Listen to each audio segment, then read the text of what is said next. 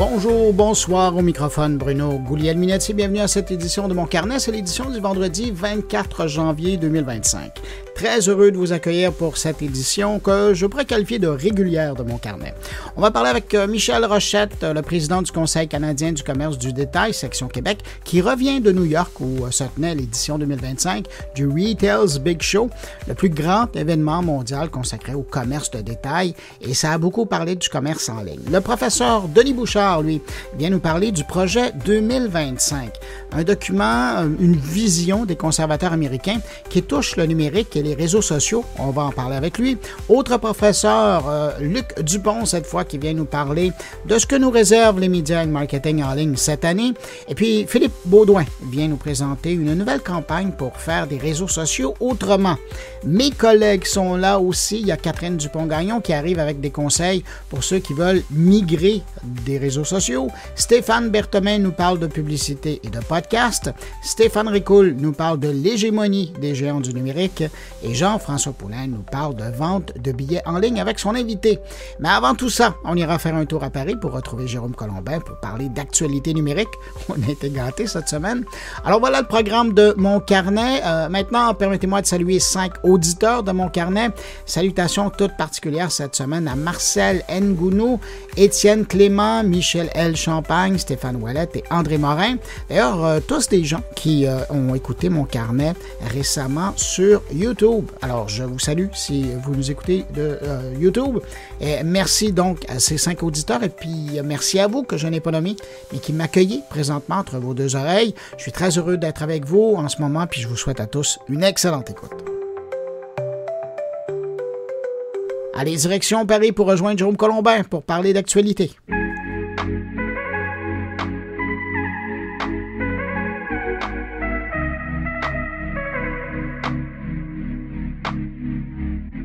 Le débrief transatlantique. Salut Bruno Guglielminetti à Montréal. Salut Jérôme Colombin à Paris. Comment ça va? Vous êtes... T'es pas encore américain? Non, pas encore. Aïe, aïe, aïe, non. C'est un sujet qui fâche ou pas chez vous? Oui, ben c'est sûr que ça fait discuter, mais pour le moment, non, on n'est pas encore américain. Mais bien franchement, j'ai plus l'impression que c'est le style de l'homme.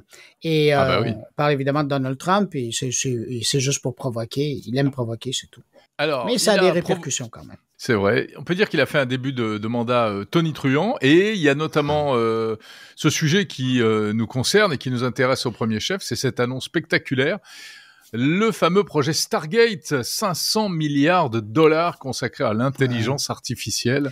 Avant de qu'est-ce que tu en penses? Stargate, est-ce que ça te dit quelque chose, ce bah nom-là? Oui, complètement. Ah, évidemment. Stargate, c'est une série, c'est un film.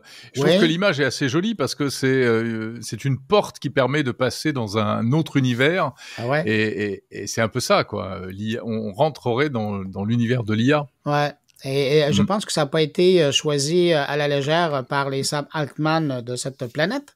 Et, mais pour revenir à ta question, mais je voulais voir si justement ça t'appelait ce souvenir-là.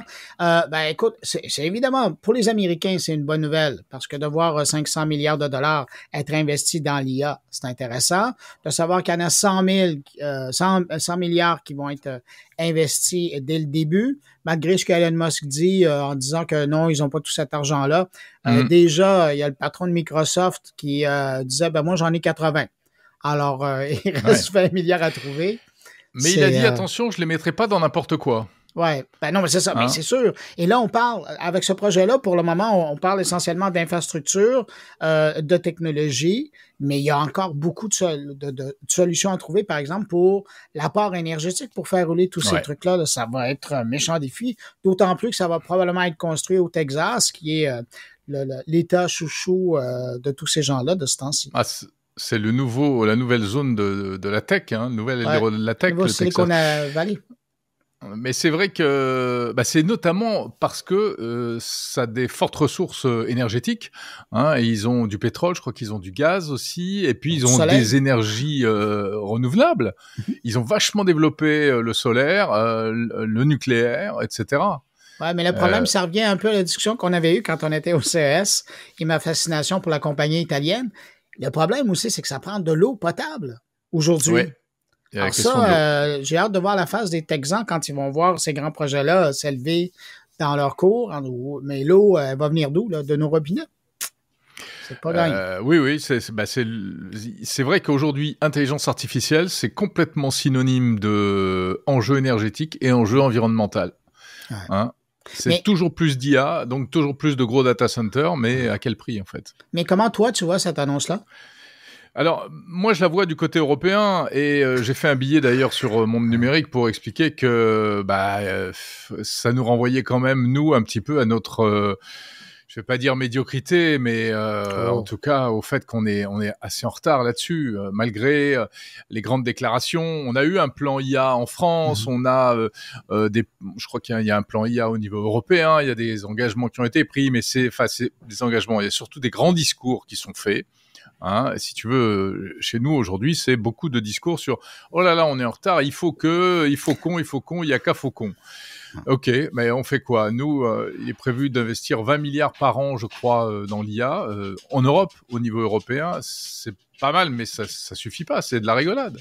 Et puis derrière, il y a les technologies, il y a pour développer quoi, pour faire quoi, pour le vendre à qui, etc. Et nous, c'est toujours un peu le même problème, qu'on a un potentiel énorme, mais il faudrait qu'on arrive à se mettre d'accord et qu'on arrive de tirer la couverture chacun de son côté pour avoir une vraie stratégie européenne, quoi. Mais c'est intéressant parce que cet investissement massif-là aux États-Unis, bien qu'il y a des partenaires qui viennent d'un peu partout, là, je pense à SoftBank qui est japonais, ça soulève carrément la question de la souveraineté numérique, puis aussi particulièrement dans le contexte de l'IA, sachant que la Chine, de son côté, investit massivement, les Américains le font. Je sais qu'au Canada, déjà l'an dernier, on parlait d'être souverain numériquement au niveau de la capacité de calcul qui permet de faire fonctionner l'intelligence artificielle. Là, je vois l'Europe un peu la réaction. C'est ce que ça soulève aussi. Ça remet ça dans le visage en disant, vous devriez, si c'est pas le cas, vous devriez vous poser la question, là. C'est vrai que l'annonce de Trump et de Sam Altman, Larry Ellison, etc., elle était vraiment dirigée, enfin surtout de la part de Trump, contre la Chine. Enfin, en tout cas pour dire à la Chine, attention les mecs, ça va être nous les plus forts sur l'IA. Donc voilà, et l'Europe, il la calcule même pas en réalité. Après, il n'en parle pas. Il n'en parle pas. C'est vrai qu'il y a donc une dimension politique très très forte dans cette histoire-là, et c'est ça qui est intéressant, c'est qu'aujourd'hui, l'IA, ça devient un sujet politique et un sujet géopolitique, et notamment pour les questions de souveraineté dont tu parles, etc. Et puis après, il faut pas rêver, hein. De toute façon, l'histoire des rapports entre les États-Unis et l'Europe, notamment sur le plan technologique, c'est que nous, on essaye toujours à la fois de se départir de cette mainmise américaine, en même temps on a besoin de ces technologies, et les Américains, comme ils nous considèrent comme une colonie, ou enfin en tout cas un super marché pour écouler leurs marchandises, ils font tout aussi pour nous éviter et pour nous empêcher de développer des solutions souveraines, hein. On l'a vu avec le GPS, avec l'histoire s'est souvent répétée, ils nous ont jamais fait de cadeau pour nous aider à développer des solutions souveraines. Donc on doit se battre sur deux fronts. Il faut qu'on soit aussi bon qu'eux, et il faut qu'on arrive à les combattre contre leur offensive marketing qui est hyper puissante. Ouais. Mais je te ramène aux États-Unis. As-tu l'impression que dans cette histoire-là, dans ce projet-là là, de Stargate, le grand perdant aux États-Unis, c'est Elon Musk? Parce que lui, c'est étonnant, il est évincé du dossier, là. C'est vrai, ouais. Alors attends, il a sa compagnie qui fait de l'IA aussi. XAI, mais ils sont pas du tout ils sont pas dans la boucle. Non, ouais, c'est tout ça. À fait. D'ailleurs, c'est pour ça qu'il a réagi de la sorte en disant non, ça marchera pas, non, ça marchera jamais. Parce que c'est de la merde, ça, ouais. Non, c'est étonnant. Tu as raison, c'est vrai. Pourquoi est-ce qu'il n'est pas dans la boucle, Elon Musk? On peut vraiment se poser la question. C'est des histoires de. Connaissant Donald Trump comme on le connaît, c'est pas naïf le fait qu'il soit pas inclus là-dedans. J'ai l'impression que Donald Trump a voulu dire, je veux juste rappeler qui est le patron ici. Ouais. Parce que Elon Musk en prend large. Diviser pour mieux régner. Exactement. Mais j'ai l'impression, moi, qu'il y a une petite subtilité en disant, oh, t'as beau avoir ton bureau à côté du mien, là, c'est moi le patron. Et toi, tu touches pas à ça. Ouais. C'est vrai. Encore c'est un peu des histoires de combat de coq, hein, pour pas dire autre chose. D'ailleurs, je vous invite à revisiter la série, si vous êtes capable de la trouver en DVD, la série Dallas. Regardez comment le patron Ewing, J.R. Ewing divisait. C'est le même principe. C'est comme ça si se passe au Texas, en plus. Oui, exactement. C'est comme si c'est lui qui avait écrit le livre que Donald Trump est en train de suivre. Enfin, on verra. Tout à fait. Sinon, est-ce que tu fais partie de ceux qui ont quitté X cette semaine? Ah, grande question. Tu sais que c'est la question du moment chez nous en France en ce moment. Non, moi j'ai pas quitté X, mais en revanche je suis parallèlement sur les autres réseaux. Mais c'est vrai qu'il y a ce phénomène un peu d'exode, bon, qui est très très limité pour l'instant, qui devient assez politique. Il y a un positionnement politique. C'est surtout des responsables politiques et autres et des gens de gauche qui ont annoncé qu'ils allaient quitter X.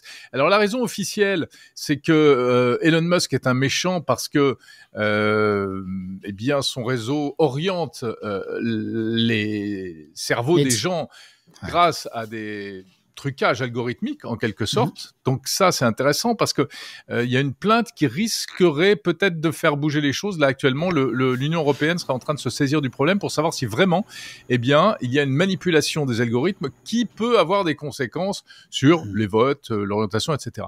Mais derrière ça, je pense qu'il y a aussi surtout une volonté pour beaucoup de gens qui annoncent, qui se drapent dans leur dignité.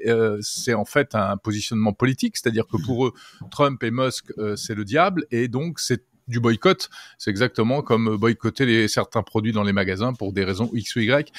Donc c'est surtout pour ça que les gens s'en vont. Des médias ont annoncé également qu'ils allaient partir. Ça t'a pas échappé. Libération, Le Monde, ouais. Exactement. Et puis, écoute, moi, je peux même te dire, d'après, mon petit doigt m'a dit que, également, dans le service public et dans l'audiovisuel, aussi bien France Télévisions que Radio France, c'était une question qui se posait et qu'ils étaient un peu entre deux eaux. En tout cas, ils avaient décidé un peu de décélérer leur présence sur X en attendant de voir, mais il n'est pas exclu qu'ils annoncent également leur départ, ce qui serait assez étonnant. Moi, je pense que c'est pas une bonne chose parce que ça laisserait la voie à toute une population complotiste, etc. Et puis ça accrédite même la thèse d'Elon Musk, tu sais, qui est qu'il n'y a plus de journalisme, ça n'existe plus. Et que le journaliste citoyen, l'unique chemin. Etc. Et même, il faut faire attention, il y a une bémol. C'est pas le journalisme citoyen, ce sont les gens qui utilisent X qui sont les vrais journalistes. Ouais. Alors après, il y a des choses étonnantes. Je sais pas si tu utilises Grok pour faire des résumés d'actualité à partir de X. C'est impressionnant. Oui. Tu lui demandes, qu'est-ce qui s'est passé aujourd'hui dans le domaine de la tech ou autre, ou quels sont les titres d'actualité. Et c'est là où tu vois que X est vraiment un média d'actualité, comme l'était Twitter. Et malgré toute la cochonnerie qu'on peut voir, ça reste un super média. Et Blue Sky n'est pas du tout au niveau techniquement. Moi, c'est surtout ça qui me gêne. Ah oui, ils sont encore un peu en avant de tout le monde. Mais je ne sais pas si tu as remarqué, parlant de X, c'est peut-être que les gens qui nous écoutent, qui sont encore sur X, pourront aller tester la chose. Maintenant, dans la fiche ou la page d'accueil d'un compte sur X, donc où on voit la biographie de quelqu'un, maintenant, il y a un petit icône XL sur lequel on peut appuyer, qui vous donne accès à Croc. Et c'est la lecture de l'IA, de Croc, de votre profil au moment même où vous le faites. Donc, si vous allez, par exemple, dans mon cas, si vous allez 3-4 fois tester le truc, vous allez voir 3-4 descriptions différentes selon les sujets que j'ai publiés et les réactions que les gens ont. Ah, mais ça, j'ai pas vu, tu vois, j'ai pas testé. Je vais y aller alors. Je vais aller voir ça. D'ailleurs, c'est assez sympathique à ton endroit. Ça l'est un peu moins à mon endroit, mais bon, je le prends. Puisque je publie beaucoup et que je crée la réaction, je suis pas surpris de voir ce que ça donne. C'est vrai que tu es très actif sur X. Et sinon, juste pour revenir sur cette histoire de quitter X, il y a aussi une polémique. Je sais pas si tu as suivi ça à distance. C'est quoi? Il y a des fonctionnaires qui ont décidé d'embarquer là-dedans? Oui, écoute, il y a donc ce service qui a été lancé qui s'appelle HelloKittix, qui est une petite moulinette informatique qui facilite la transition vers un autre réseau. Et donc l'idée, c'est que il récupère tous tes contacts, toute ton antériorité, et puis hop, il envoie tout ça sur soit Mastodon, soit Blue Sky. Mais ça fait polémique parce qu'en fait, ça a été créé par des gens du CNRS, entre autres par des gens du CNRS. Alors moi, je connais la personne, enfin je la connais pas intimement, mais c'est quelqu'un que j'avais interviewé qui s'appelle David Chavalarias, qui dirige un institut du CNRS, et il se fait il est un peu cloué au pilori parce que le problème, c'est que visiblement ça a été un peu développé avec des chercheurs du CNRS, possiblement sur leur temps de travail, possiblement c'est en partie hébergé sur des serveurs du CNRS, et le CNRS c'est un institut public. Est-ce que c'est vraiment son rôle de faire ça?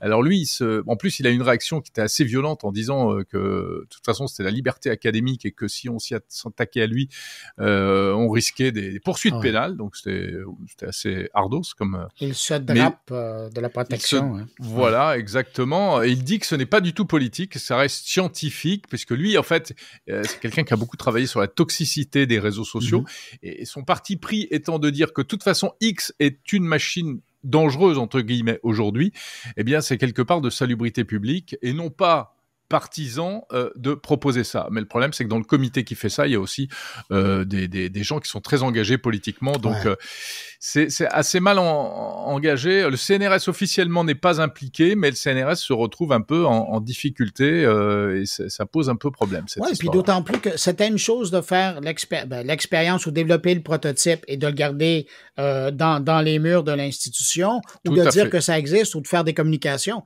Mais là, il y a carrément eu un plan de communication autour de ça.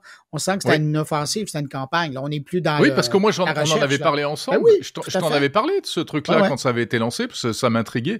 D'ailleurs, ce qui était l'occasion de dire que je n'étais pas forcément personnellement très, très favorable comme ça au fait de quitter X.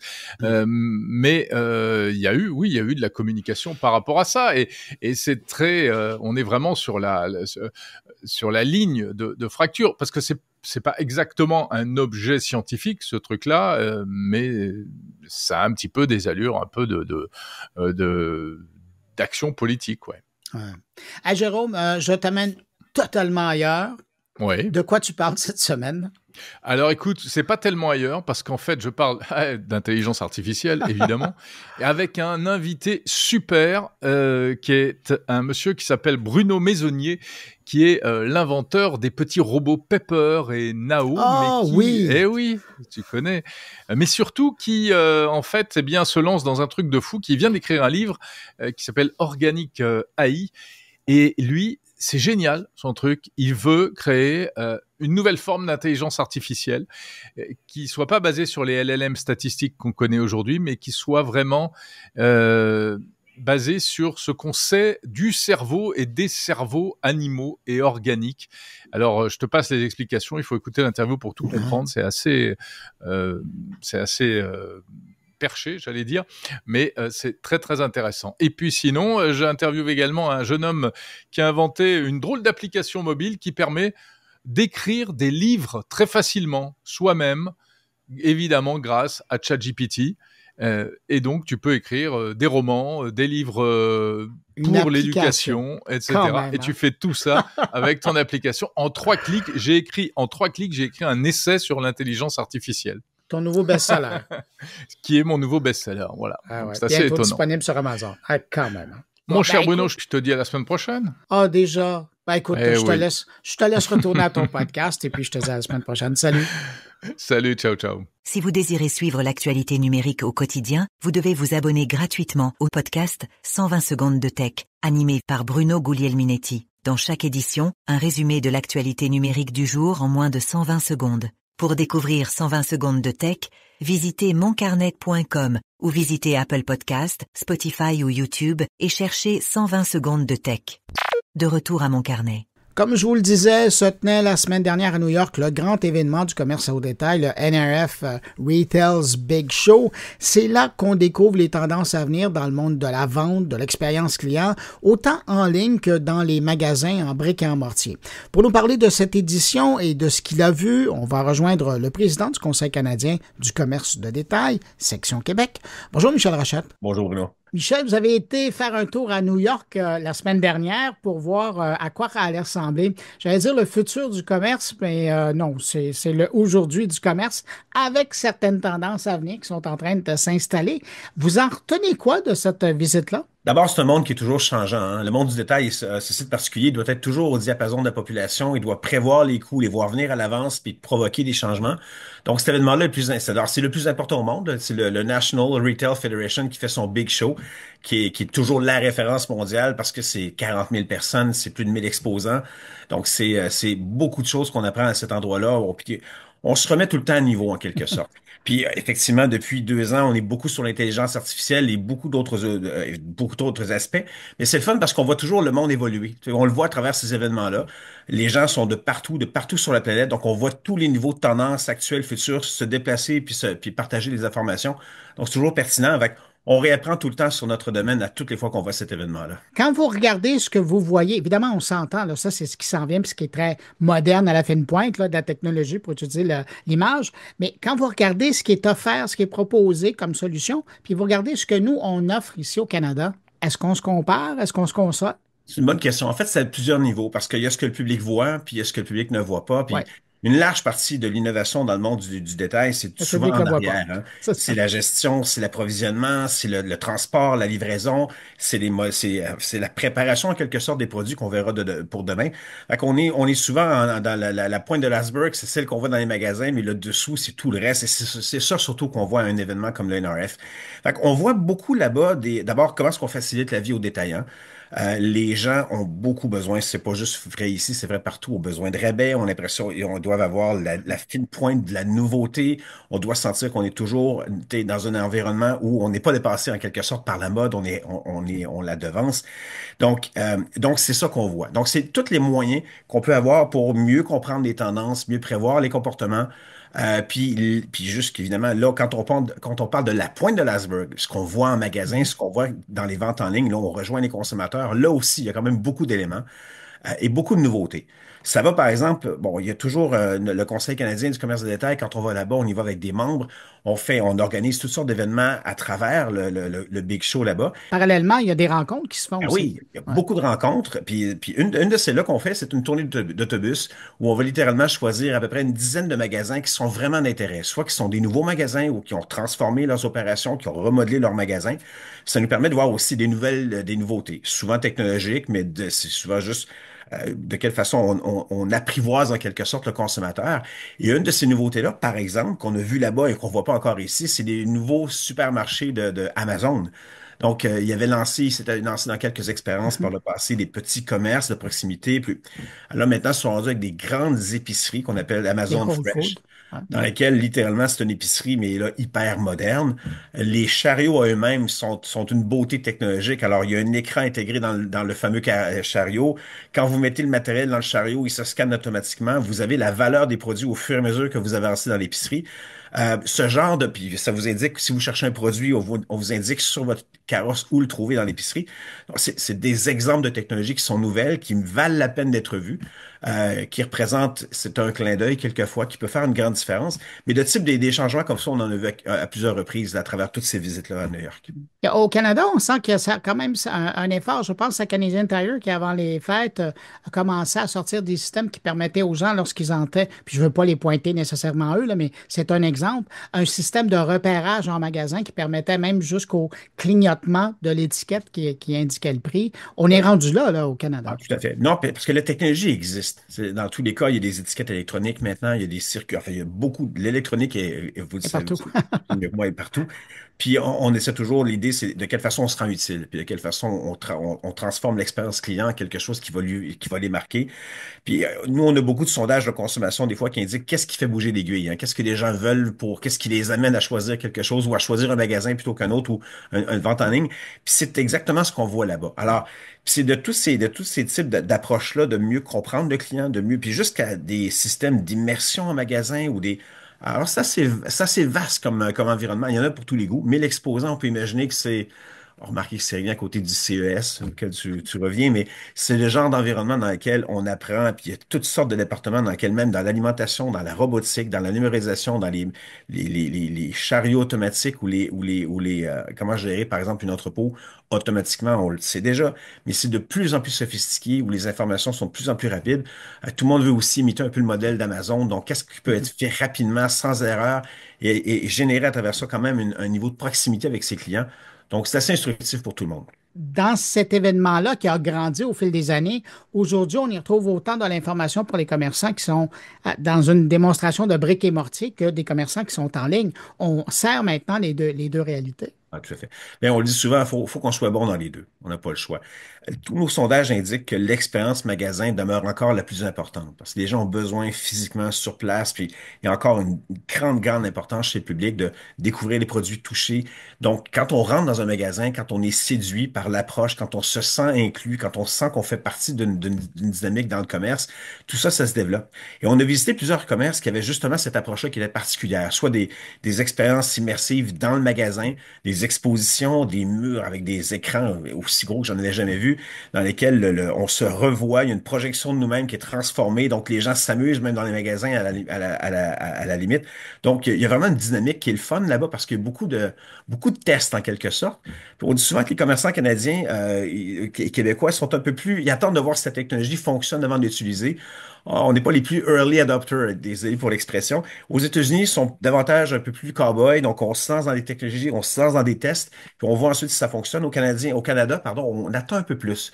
Puis donc souvent, c'est pour ça qu'il faut aller là-bas, pour découvrir où sont les projets des fois les plus fous, qui finissent par se retrouver sur nos étagères, sur nos murs ou dans nos commerces, et aussi sur l'expérience en ligne, parce elle est très liée également. Il faut être bon en magasin, il faut être bon en ligne, alors on le voit encore là-bas. Au tout début, vous mentionniez qu'il y a aussi, bien évidemment, la présence de l'IA qui fait sa place dans l'expérience client, mais aussi du côté du commerçant. Où vous avez vu les façons les plus surprenantes d'utiliser l'intelligence artificielle lors de la présentation? D'abord, à peu près tout le monde. Je pense qu'il n'y a pas un kiosque dans lequel il n'y a pas le mot en fait, IA sur le kiosque. Mais ça va, puis on le dit, là, qu'est-ce qu'on fait pour rendre l'expérience plus intéressante pour un client? D'abord, tout ce qui s'appelle derrière la boutique, donc la gestion des stocks, la livraison, tout ça, évidemment, ça fait des années que l'intelligence artificielle, le machine learning, c'est pas Mhm. nouveau. Donc, c'est nouveau pour le grand public, mais pas pour l'industrie. Maintenant, pour le public, ben, c'est souvent d'abord la gestion des relations clients. Quand un client veut avoir plus de compréhension d'un produit, on va sur Internet, on veut trouver le produit ou on embarque sur une application où on n'est pas à l'aise avec un produit. Toute cette relation-là entre le commerce et le citoyen repose beaucoup, beaucoup maintenant sur l'intelligence Ce artificielle. qui était fait par l'humain en magasin, maintenant, est fait par l'IA en ligne. C'est ça. Évidemment, dans le magasin, évidemment, l'expérience ne se remplace pas. On a besoin d'humains pour parler des humains. Mais quand on arrive en ligne ou sur son téléphone, on a besoin d'avoir l'impression que tout ça est très humain. Et c'est là que l'intelligence artificielle fait une belle différence.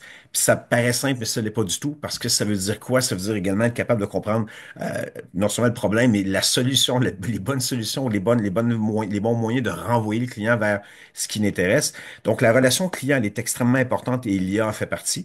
Pour le reste, ben, c'est la gestion même dans le magasin. On a vu, par exemple, comment, quand on a 1500 magasins à travers le monde et qu'on veut réadapter ou donner un peu de marge de manœuvre au commerçant lui-même, donc celui qui gère le magasin, dans une dynamique qui respecte l'enveloppe globale, mais qui s'approche et qui donne la marge de manœuvre locale. Tout ça, ça demande aussi beaucoup d'intelligence artificielle pour dire oui, non, ça se fait pas.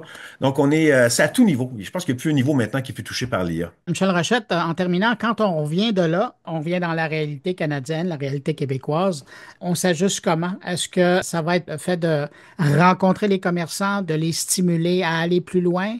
Vous revenez de là-bas avec quoi en tête? D'abord, ça donne un point de vue sur l'avenir. Ça, c'est toujours intéressant. De deux, on a des enjeux ici dans notre marché local. D'abord, on a deux principaux enjeux, celui de la main-d'œuvre. Donc, on manque de main-d'œuvre. Donc, comment on compense la main-d'œuvre sans perdre des clients, sans perdre la capacité d'être proche du client? Il y a beaucoup de réponses là-dedans. Donc, on n'aura pas le choix de s'y référer. L'intelligence artificielle, les caisses automatiques, il y a beaucoup de matériel là pour nous. Et la question des chaînes d'approvisionnement. On a un immense territoire, le Québec et le Canada. Et on l'a vu dans la dernière année, on est très affecté et fragile sur la question des ports, des trains, de la poste. Donc, comment s'assurer que nos services de livraison soient les plus optimales possibles, qu'on perde le moins de temps possible quand on sait à quel point les gens ont besoin d'avoir. Alors, toute cette gestion-là va, pour les détaillants, là, de rendre accessible et rapidement des produits, ça va devenir fondamental. Fait qu'il y a beaucoup, beaucoup d'éléments là-dedans qui reposent sur le savoir-faire, la technologie. L'intelligence artificielle en fait partie. Donc, il y a un peu de l'expérience en magasin, mais beaucoup de la gestion qui va vous permettre de mieux connecter avec vos clients. C'est beaucoup ça qu'on apprend là-bas. Michel Rochette, président du Conseil canadien du commerce de détail, section Québec. Merci d'avoir pris du temps pour Merci répondre à beaucoup. mes questions. À bientôt. Bonne année 2025. Merci aussi. Au revoir. Au revoir.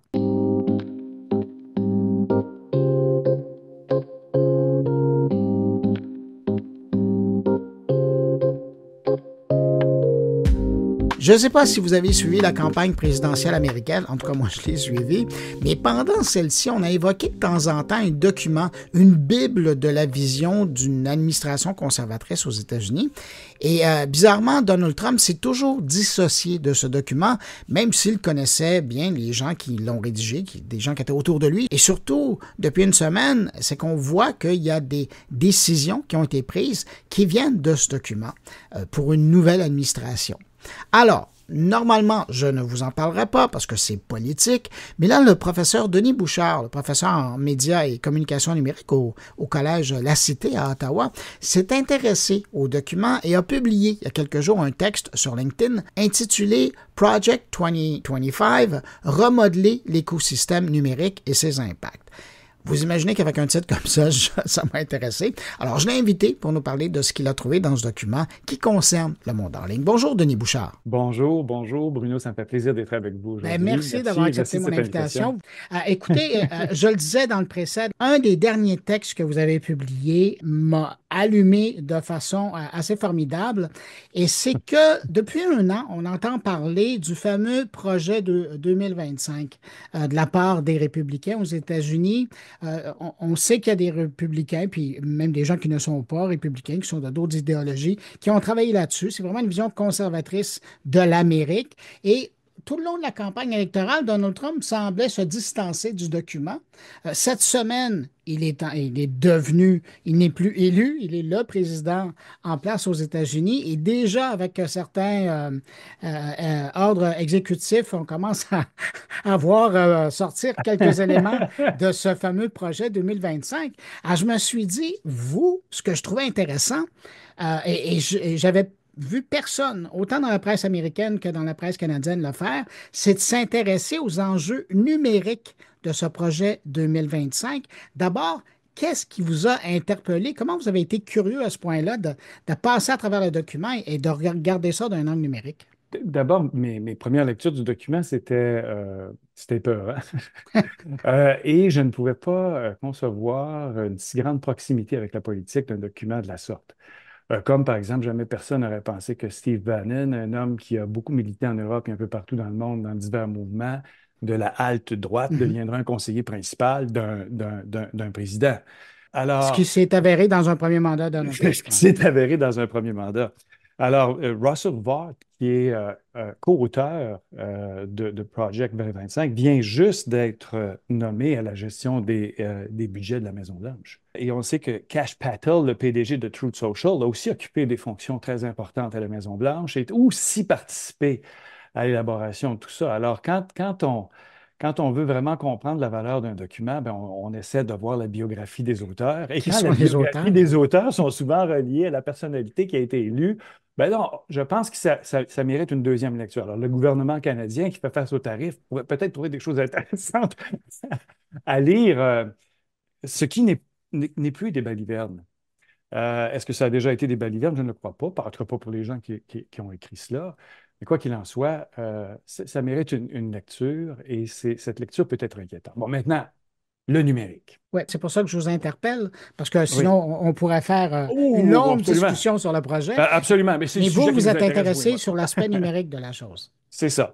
Alors, d'abord, le premier aspect qui est surprenant, c'est celui sur la liberté d'opinion, bien entendu. Et les défis sur la réforme sur la liberté d'expression et les positions de non-intervention sur le discours politique pour la liberté d'expression est quelque chose qui est très valorisé à l'intérieur de Project 2025. Si bien que quand on voit assis devant le président lors de sa cérémonie d'assermentation, des gens comme Mark Zuckerberg et Elon Musk, pour ne pas le nommer, etc., qui ont des positions quand même assez bien exprimées, en tout cas dans le cas d'Elon Musk et de Mark Zuckerberg un peu plus nuancées, mais tout de même, Mark Zuckerberg a fait une déclaration qui m'a ébahi quand il a dit, par exemple, et qui est en ligne, qui est aussi dramatique que toutes celles qui ont été faites par Elon Musk, mais qui est passé un peu sous le radar, et qui dit, voyez, les technologies actuelles,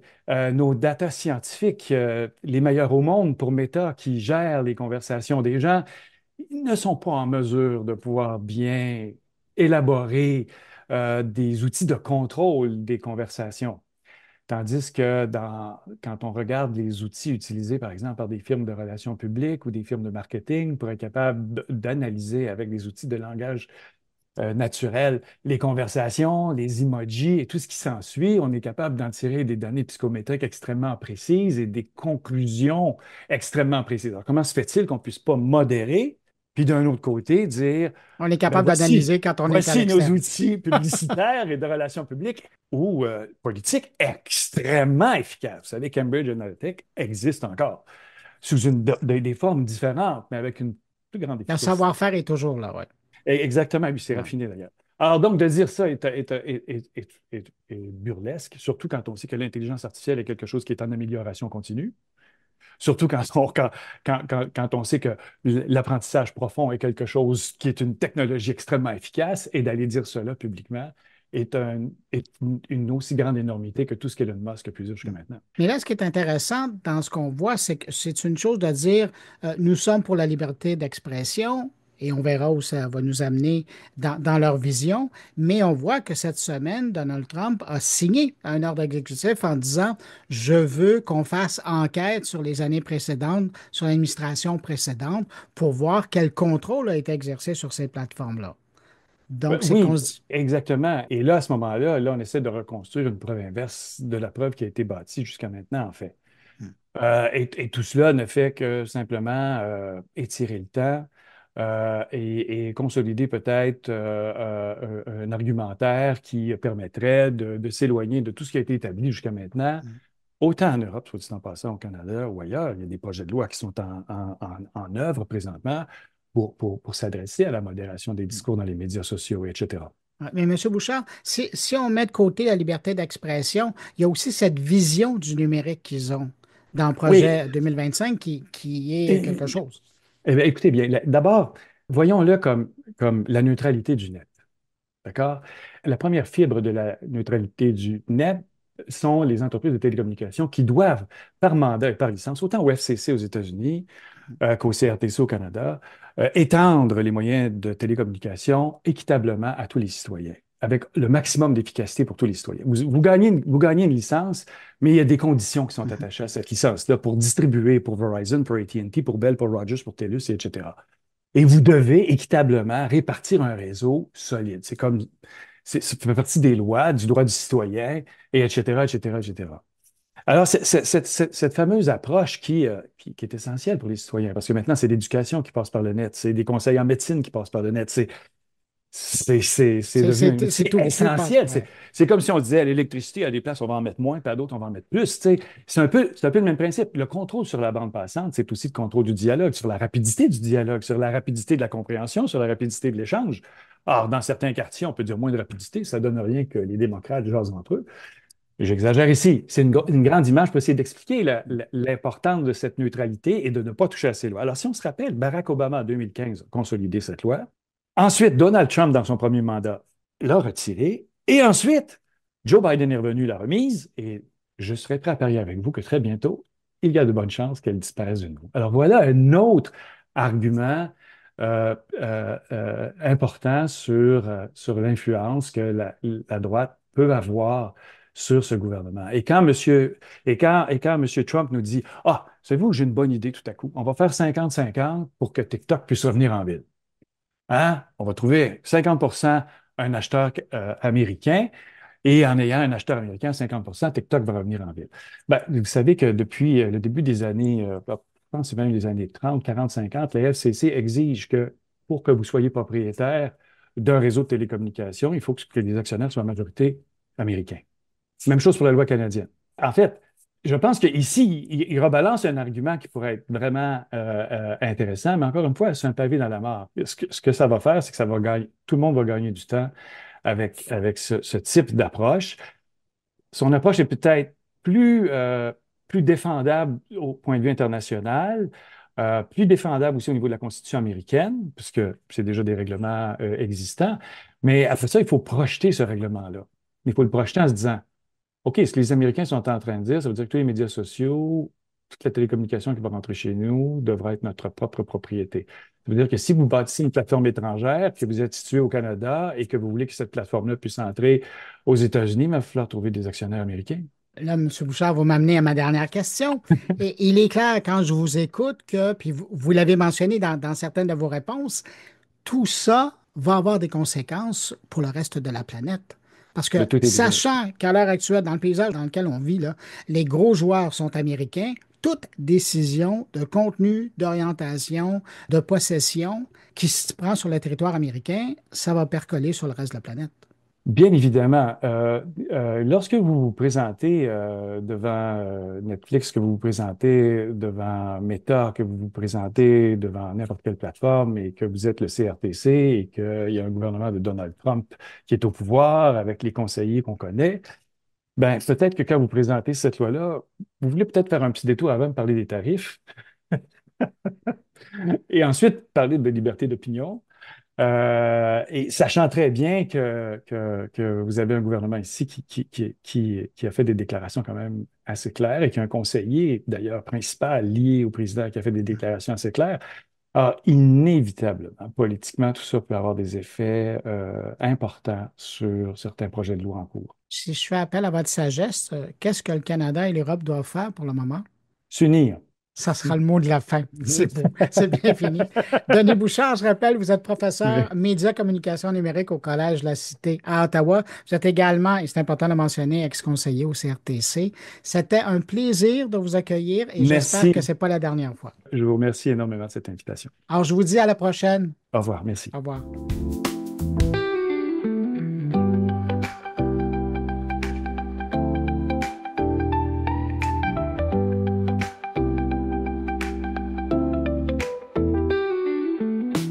On reste à Ottawa pour parler de notre prochain invité, aussi professeur, mais lui, à l'Université d'Ottawa, Luc Dupont, qui viendra nous visiter comme ça une fois par mois dans mon carnet. Et il a décidé de lancer le bal de ses collaborations avec ses prédictions marketing et médias pour 2025. Bonjour, Luc Dupont. Bonjour, Bruno. Hey Luc, merci beaucoup d'accepter cette invitation. Donc, c'est une fois par mois hein, où tu vas venir faire ton tour? Certainement, oui. Et ce sera un plaisir, évidemment, parce qu'on va se parler de techno et de marketing. Je pense que c'est incontournable. C'est maintenant. Très secte, hein?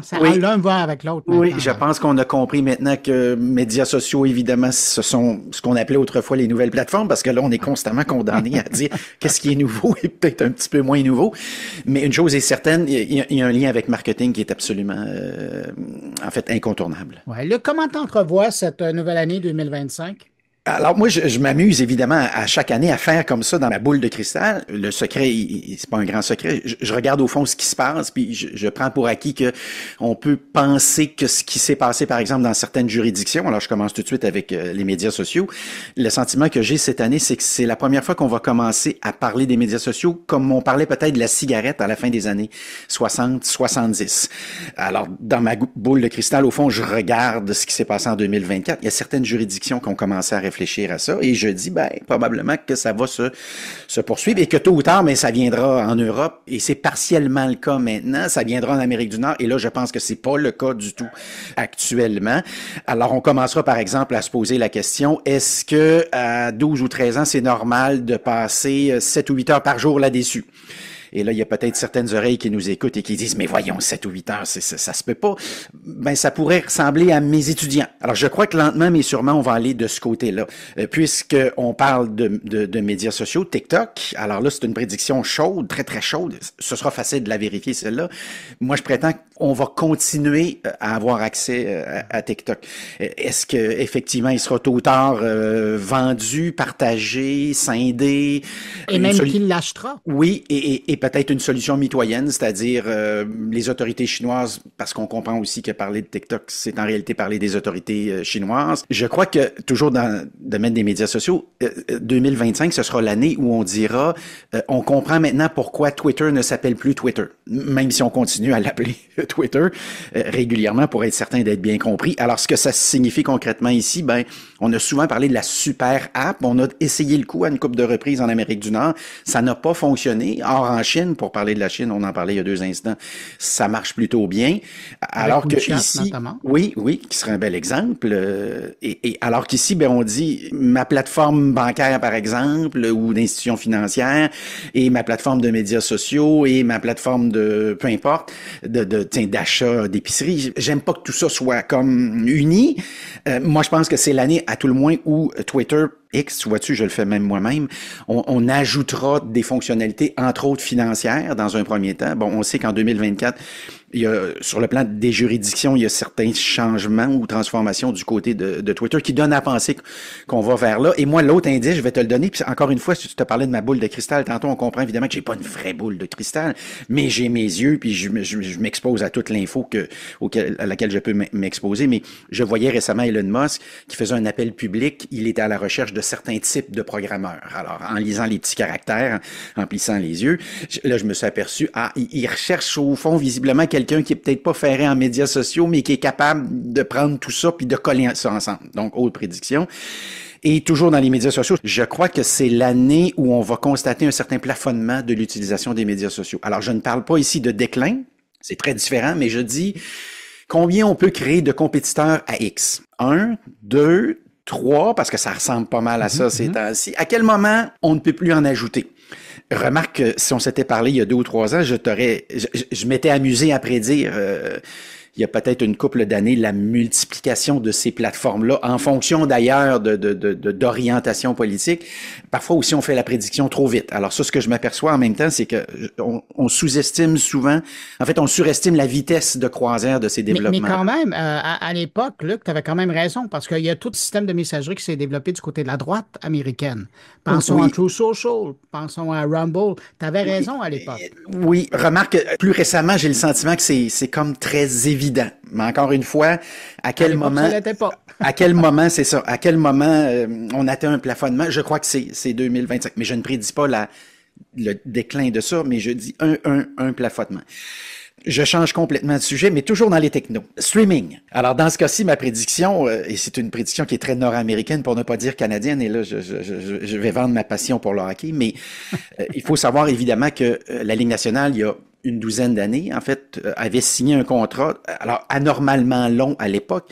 J'ai souvenir que la justification et de Rogers et de TVA Sport, c'était « On ne sait pas à quoi ressemblera le monde des médias dans 12 ans ». Je me souviens de cette déclaration-là, évidemment qui est absolument prophétique, parce que si on avait dit il y a 12 ans, Netflix retransmettra du sport, Amazon, retransmettra du sport, Apple sera dans le sport et également, évidemment, personne on aurait dit... cru. Personne ne l'aurait cru, effectivement. De la même manière que si on avait dit Netflix un jour vendra de la publicité, personne ne l'aurait cru. D'ailleurs, les gens de Netflix disaient à chaque rencontre annuelle avec les investisseurs, rassurez-vous, il n'y aura jamais de publicité sur Netflix. Évidemment, on connaît la suite des choses. Ils se sont carrément inspirés des médias traditionnels. Moi, c'est quelque chose qui me fascine, Bruno, à cet égard-là, c'est que, dans le fond, on peut pas réinventer la recette.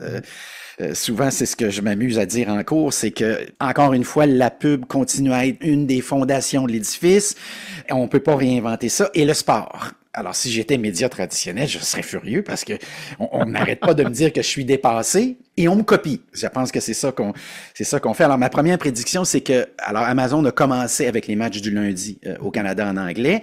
La Ligue nationale de hockey est probablement la ligue qui a été la plus lente à faire ce saut-là.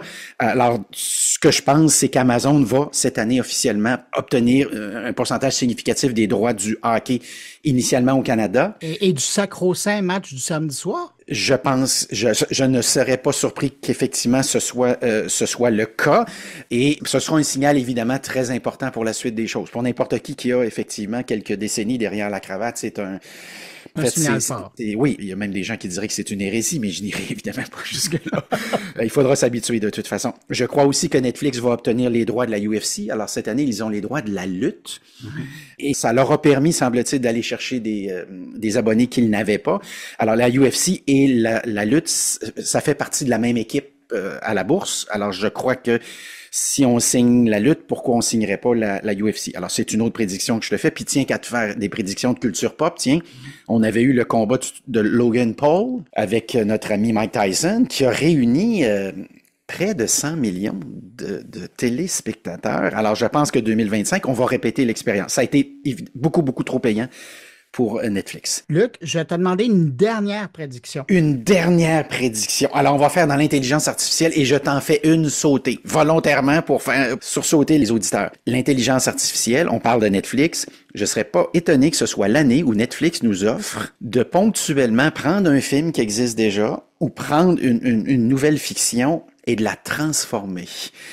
Alors, les gens qui suivaient les médias dans les années 90 se souviendront peut-être que brièvement, Vidéotron offrait un vidéo qui te permettait de choisir, un peu comme des racines d'un arbre, une histoire. Donc, est-ce que vous voulez qu'il rencontre telle personne ou qu'il se déplace plutôt et qu'il promène son chien, par exemple? Exemple parmi tant d'autres. Alors, ce que je dis ici, c'est qu'on n'est plus là, évidemment, avec l'intelligence artificielle. Toutes les branches sont possibles. Alors, il peut aller promener son chien, il peut aller s'entraîner, il peut appeler sa blonde, tu vois un petit peu le genre. Et je crois qu'on s'en va là. Et ce qui me fait dire qu'on s'en va là, c'est que la NBA a mis au point une application qui va permettre prochainement de mettre ta tête sur un joueur de basket. Alors, je crois que c'est l'année où on va aller vers ça. Alors, la déclinaison de ça, on l'a vu en fin d'année 2024, c'est la pub de Coca-Cola, construite à l'aide de l'intelligence artificielle. La traduction simultanée, c'est drôle parce que c'était ma prédiction de début d'année. Meta vient d'annoncer que c'est désormais disponible. Alors, tu donnes une conférence, toi, Bruno, en français, et moi, je suis dans la salle et je ne parle pas français, mais je t'entends parler en anglais absolument de façon simultanée. Et il ne s'agit pas d'un traducteur. Donc, ça, c'est un autre exemple de ça. Je serais pas étonné qu'on ait les premières élections intelligence artificielle en Europe et en Amérique du Nord. Je parle du Canada. Et je vais terminer là-dessus parce que ça, c'est un sujet qui est tellement vaste. C'est en ferait des minutes et des minutes. Je crois que c'est l'année où si on va commencer à légiférer là-dessus. Par exemple, prendre la tête d'une personne X et utiliser cette tête-là dans une vidéo d'intelligence artificielle quelconque. Alors, on parlera de droit à l'image non plus à la sauce hollywoodienne, mais droit à l'image au sens de toi, puis moi, puis tous les gens qui nous écoutent, qui auront au fond un droit de propriété sur ce qu'ils sont.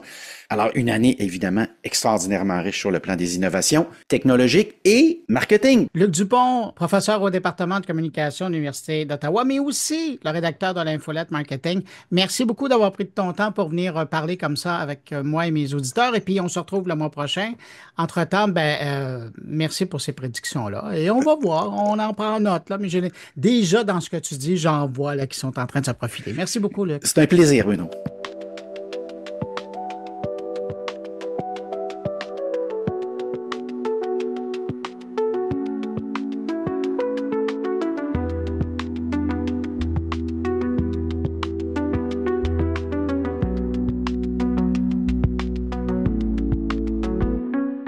La semaine dernière, il y a une campagne qui a démarré en ligne pour développer une nouvelle plateforme qui servira à héberger des réseaux sociaux. Un peu comme Blue Sky a réinventé le modèle en donnant plus de pouvoir à l'utilisateur, eux aussi veulent créer ce genre d'infrastructure technologique pour permettre à des gens de bâtir des réseaux sociaux plus ouverts, plus libres, en réaction évidemment aux géants comme Meta et X. Pour nous parler de cette campagne Free Our Feeds, on accueille Philippe Baudouin, cofondateur et PDG de Numeno.ai. Bonjour Philippe Baudouin. Bonjour. Philippe, la semaine passée, il y a une campagne qui a été lancée. Ça s'appelle Free Our Feed. Qu'est-ce que c'est? Donc, Free Our Feed, c'est une campagne, c'est une initiative dont l'objectif est d'encourager le développement d'une infrastructure ouverte pour les réseaux sociaux. Surtout à travers le momentum positif qu'on a vu envers Blue Sky, puis le protocole là, derrière Blue Sky qui s'appelle le App Protocol. D'ailleurs, qui est derrière cette démarche-là? Il y a un certain nombre d'acteurs derrière cette démarche-là. On est tous pas mal du monde de la technologie ouverte. Il y a des gens qui sont plutôt du côté des politiques publiques autour de ces questions-là. Il y a des gens comme moi qui sont plutôt autour du développement de la technologie. Concrètement, il y a un grand nombre de signataires qui ont appuyé l'initiative, mais on est 9. On s'appelle en anglais, on dit le nom m'échappe, là, mais c'est comme des membres du conseil qui va Des sages. Des sages, si on veut. Le sage qui va déterminer comment on va utiliser les fonds qui vont être récoltés. Là, on a lancé une campagne de sociofinancement la semaine dernière. Comment on va utiliser les fonds qui vont être récoltés à travers cette campagne-là. Mais ultimement, ce qu'on veut faire, c'est une plateforme. Non, ce qu'on veut faire, c'est encourager la technologie derrière ça. Donc, on ne veut pas nous-mêmes faire un réseau social, Il y a trois grands piliers. Le premier, en fait, c'est de venir rajouter de l'infrastructure avec une gouvernance indépendante à l'infrastructure qui a déjà été créée par Blue Sky. Donc, je ne veux pas être trop technique, là, mais dans le protocole qu'il y a derrière Blue Sky, il y a un type de serveur qui est particulièrement important, qu'on appelle un relais. Mhm. Puis le relais, son objectif, là, c'est de prendre tout ce qui est publié sur Blue Sky puis de le disséminer pour que tout le monde puisse être, tous les serveurs, tous les utilisateurs de Blue Sky puissent être mis au courant. En ce moment, il n'y en a qu'un. Il est opéré par Blue Sky, l'entreprise. Et notre premier objectif, c'est de dire on va en créer un deuxième parce que, étant donné que tout le code est ouvert, toute la documentation est ouverte, on peut faire ça, on peut en créer un deuxième, mais ça prend quand même donc des sous juste pour opérer ce truc-là, pour le mettre en place, pour s'assurer qu'il reste fonctionnel. Et donc, notre premier objectif, c'est de ramasser assez d'argent pour permettre le développement d'un deuxième serveur comme ça. Dans le fond, ce n'est pas une plateforme comme un écosystème sur lequel des nouvelles plateformes, des nouveaux services pourraient être par la suite être construits. Exactement. Donc, un de nos piliers, c'est justement, donc le deuxième pilier, c'est de faire la promotion d'infrastructures ouvertes auprès des Mhm. gouvernements, auprès du public, s'assurer que les gens comprennent bien que leur liberté de choix passe un petit peu par le développement de l'infrastructure publique. Et le troisième pilier, c'est ce que tu viens de dire, c'est donc de s'assurer qu'il y a des fonds pour des initiatives qui seraient, ben, on veut construire un nouveau réseau social sur AdProto. Donc, si quelqu'un voulait faire un Instagram là-dessus, ben, on voudrait pouvoir contribuer, avoir un fonds qui permette de contribuer à ces initiatives-là. Je pensais justement votre initiative Free Our Feeds, parce que cette semaine, je voyais que Mark Coburn disait lui-même vouloir financer une alternative à TikTok, bon, parce que c'est passé pendant la fin de semaine, Ouais. qui utiliserait le protocole AT. Donc, ça veut dire qu'il y a vraiment une demande pour un deuxième écosystème comme ça. Oui, absolument. Je pense que la meilleure façon de comprendre le protocole AT, c'est peut-être avec une analogie routière, là. C'est de se dire, le protocole AT, l'idée, c'est de dire, c'est comme les routes, OK? Et là, en ce moment, l'ensemble des routes sur lesquelles on a nos réseaux sociaux sont privées. Et ceux qui les possèdent peuvent décider quel genre de voitures vont rouler sur ces routes-là. L'idée de AT protocole, il y a d'autres protocoles de la même nature, là, d'un protocole de cette nature-là, c'est de dire ben, la route est publique, elle n'est pas possédée par qui que ce soit, et on peut avoir autant de voitures différentes qu'on veut là-dessus. Donc, quand on entend un Mark Cuban dire on veut un TikTok sur AdProto, ce qu'il est en train de dire, c'est on voudrait cette nouvelle forme de voiture-là, qu'elle existe aussi sur ce réseau routier-là. Et là, ben, il y a plein de manières de financer ces nouveaux trucs-là qu'on va développer. Le financement privé que Mark Cuban favorise probablement, en Ah, fait, ouais. définitivement partie. Mhm. Mais nous, l'idée, c'est d'avoir un financement qui serait à but non lucratif. Là. Donc, cette initiative-là, Free Our Feeds, est à but non lucratif, qui viendrait peut-être ben, favoriser le développement de plateformes qui auraient peut-être moins de potentiel de succès commercial. Cette initiative-là, on la sent bien, on la voit bien au Canada, on la voit bien en Europe aussi, mais de ce temps-ci, aux États-Unis, il me semble que les voyants sont pas tous au vert. Oui. Avez-vous l'impression que ça va être plus ou moins bien accueilli là-bas? Bien, je pense que ça va être polarisant. Blue Sky elle-même est une entreprise américaine. Jay Gruber, la femme qui est derrière ça, la Mhm. CEO, elle a très, très bien accueilli l'initiative Free Our Feeds. Elle nous a apporté un support très important. Puis elle a même dit que elle était ravie parce que c'était l'objectif initial de Ben ça. oui. Blue Sky est presque un accident dans le parcours Ah, c'est un prototype qu'on voulait développer pour voir si ça fonctionnait. Exactement, c'est de dire, ben, tu sais, c'est bien beau développer la route, mais si on ne développe pas en même temps la première voiture pour aller dessus, qui va savoir que nos routes sont bien faites?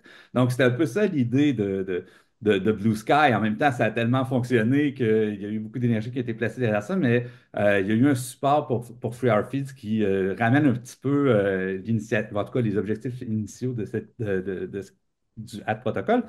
Donc, il va y avoir un support, c'est certain, du côté des États-Unis, mais c'est une population divisée, on le voit aujourd'hui. Donc, il va falloir naviguer à travers tout ça. Euh, la vérité, c'est qu'un protocole décentralisé n'impose pas nécessairement une certaine ligne de conduite sur le Mhm. réseau. Ce qu'on est en train de dire, c'est que quand on libère le réseau du petit nombre d'acteurs privés qui le contrôlent aujourd'hui, ben, on peut voir un foisonnement peut-être de manières de se l'approprier par le public. Là, on n'a jamais eu la chance de voir ça là, sur nos Ouais. réseaux. Là, vous passez à l'étape où vous partez en campagne de financement. On parle de 4 millions pour la première année. Ultimement, dans 3 ans, quelque chose comme 30 millions de budget pour faire rouler ça. Mais par la suite, qu'est-ce qui va en venir? Est-ce qu'il y aura une composition d'une société qui va s'assurer que le mandat garde toujours son orientation? Comment ça va fonctionner? Oui, c'est ça. Donc, en ce moment, les fonds sont dans un organisme à but non lucratif. Ça va être structuré de plus en plus au fur et à mesure qu'on va avoir des fonds qui vont arriver. Le but de ce 4 millions-là, c'est d'investir dans le développement d'une équipe, encore une fois, une organisation à but non lucratif dont l'objectif serait la création de ce serveur-là, ce relais-là. Donc, c'est la première étape avec les 4 millions. Et avec les 30 millions, c'est la troisième volet qu'on veut activer. Donc, l'investissement dans une panoplie d'initiatives qui rendrait le réseau plus solide, plus résilient. As-tu l'impression, Philippe, que ça va arriver à temps pour la nouvelle place? Euh, J'espère, Parce qu'il y a ça qui se passe dans le décor oui, québécois, c'est là. ça. Dans le décor, on a un groupe ici là, au Québec qui développe ça, puis je pense qu'ils sont animés d'un désir de voir plus de diversité dans l'écosystème des réseaux sociaux. Euh, J'espère que ça va arriver à temps. Puis même si Free Our Feed n'arrive pas à temps, on voit Blue Sky est déjà disponible. Moi, personnellement, mon entreprise a développé, la raison pour laquelle je fais partie de ça, c'est que j'ai développé un réseau social qui était construit sur l'infrastructure de Blue Sky. Donc, ça se fait déjà aujourd'hui. C'est sûr que faut mettre les mains dans le cambouis, là. C'est encore très. Ça a été créé par une petite équipe. Le code est très, très, très beau, mais il n'a pas encore été extrait par beaucoup de monde dans beaucoup de réseaux différents. Donc, il faut encore travailler un petit peu pour faire des choses alternatives ou radicalement différentes de Blue Sky, mais ça se fait. Donc, je pense que quelque chose comme Nouvelle Place pourrait se dire à quel point on veut être proche de ce qui se fait sur Blue Sky, à quel point on veut être différent. Plus on veut diverger, plus il va y avoir de travail. Mhm. Mais c'est certain qu'aujourd'hui, si quelqu'un m'approchait en me disant, je veux faire un nouveau réseau social, ma première question, ce serait, est-ce que l'objectif, c'est de capturer une base d'utilisateurs comme on le faisait dans les réseaux sociaux comme TikTok ou Facebook ou YouTube, là, les capturer pour les monétiser plus tard? Si la réponse c'est oui, ben AdProto, ce n'est pas le bon protocole pour ça parce que l'objectif, c'est justement d'empêcher cette pratique-là que nous, on trouve très, très néfaste. Mais si quelqu'un m'arrivait avec, bon, notre objectif, c'est de créer un mouvement social, de créer des changements ou de permettre des habitudes de consommation de contenu qui soient différentes de ce qu'on voit sur les réseaux actuels, je pense que ce serait très, très logique de le construire sur la App Proto aujourd'hui. Ouais, redonner le contrôle aux utilisateurs. En terminant, quelqu'un qui veut avoir plus d'informations concernant votre campagne, concernant le projet Free Our Feeds, à quel endroit il va? freeourfeeds.com, c'est donc la base à partir de laquelle on fait la campagne de sociofinancement. Il y a déjà des détails qui sont là-dessus quant à l'utilisation de l'argent puis la gouvernance. Puis plus ça va aller, plus on va mettre des détails sur ce site-là. Bon, ben, Philippe Baudouin, cofondateur et PDG de Numeno AI, merci beaucoup d'avoir pris de ton temps pour parler, puis ben, bonne campagne. Merci à toi.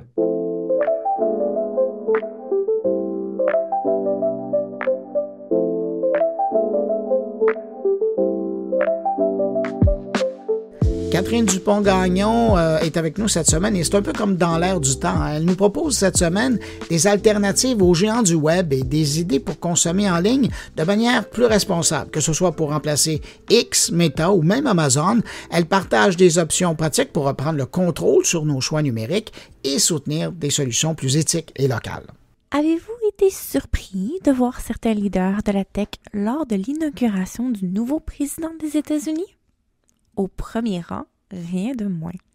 Si jamais vous avez des envies de protester ce qui se passe en ce moment au niveau politique, mais vous ne savez pas trop par où commencer, j'aimerais vous proposer aujourd'hui des alternatives aux plateformes des grands géants du web. Après tout, on vote aussi avec nos dollars et nos clics, nos données privées ou notre attention qui est ensuite monétisée par ces plateformes. Alors, comment est-ce qu'on s'échappe de la broligarchie? Ou plus simplement, comment est-ce qu'on ne donne pas des dollars à des gens dont on ne supporte pas l'idéologie? Commençons par X, anciennement Twitter.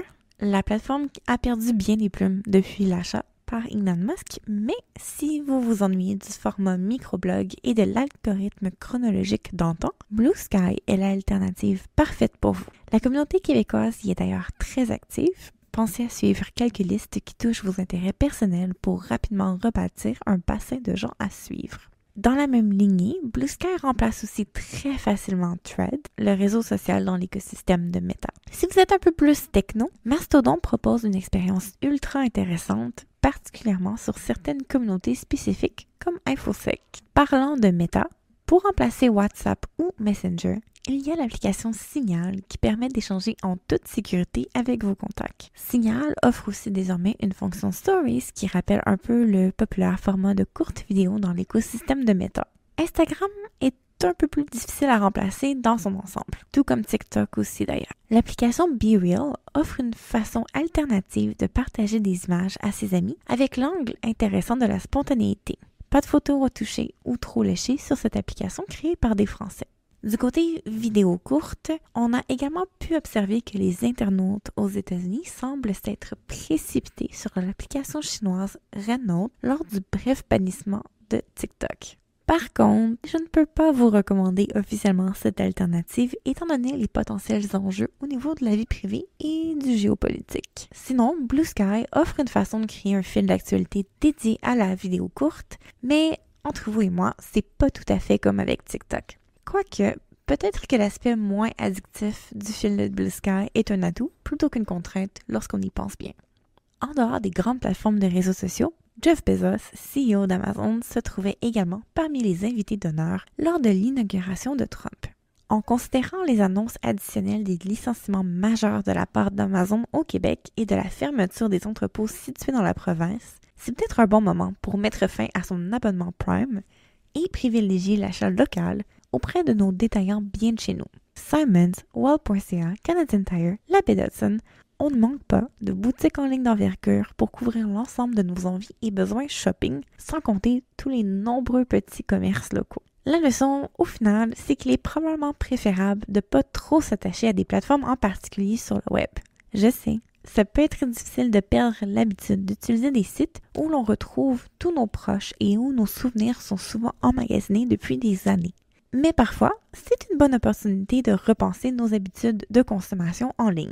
Dans tous les cas, pensez à faire des copies ou sauvegardes de vos données avant de supprimer les applications délaissées de vos téléphones. Si vous êtes curieux d'en savoir plus sur les politiques que supportent les compagnies que vous encouragez en ligne, vous pouvez consulter des outils comme OpenSecrets.org. On gagne tous à être des consommateurs plus avertis en ligne.